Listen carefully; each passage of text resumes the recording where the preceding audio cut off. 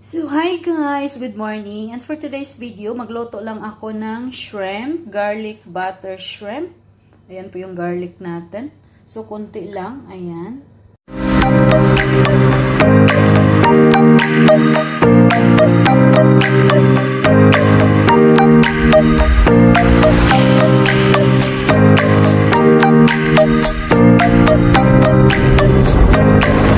Ayan, nakalagay na po yung kunti lang na butter.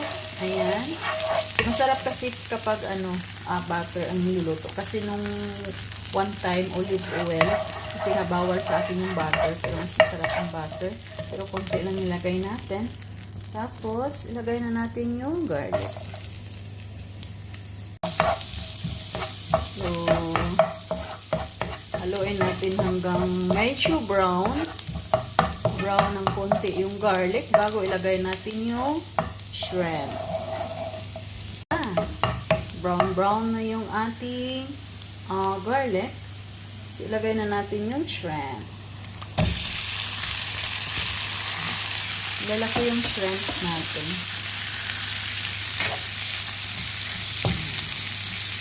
So, ito po ay pang lunch. Pero niluto ko na ngayon.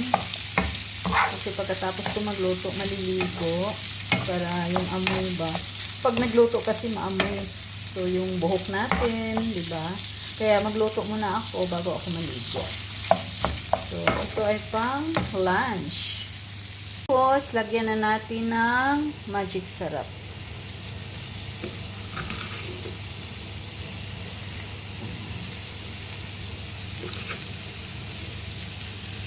Hindi mawawala si black pepper. Mahilig ako nito kapag nagluluto, ang lagay ako ng black pepper. Tapos maglagay na rin tayo ng salt. Ayan. So, takpan na natin ang ating shrimp. Haluin muna natin, tapos tatakpan.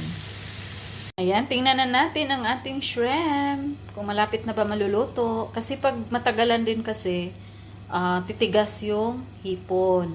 Kaya kailangan siya, tama lang sa pagluluto. Mabilis lang po siya maluluto. Ayan. Oh, ang bango. Wow, so yummy. O, diba? Ayan, butter niya. Tama lang din po yung butter na inano ko. So, kunti pa. Kulang pa kunti. Tapos, ayan. Malapit na ito maluto. Para sa akin. Ayoko kasi yung tinitigas yung hipon. Gusto ko lang yung malambot. Ayan.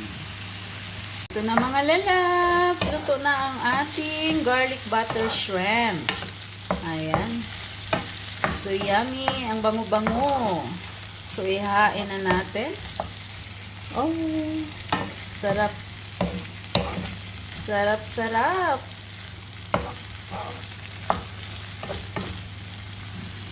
Hi guys, ito na po ang ating garlic butter shrimp. Ayan, nakahain na po. So, pang lunch ko po ito. Yan, sarap-sarap ang bango. Nagugutom na ako.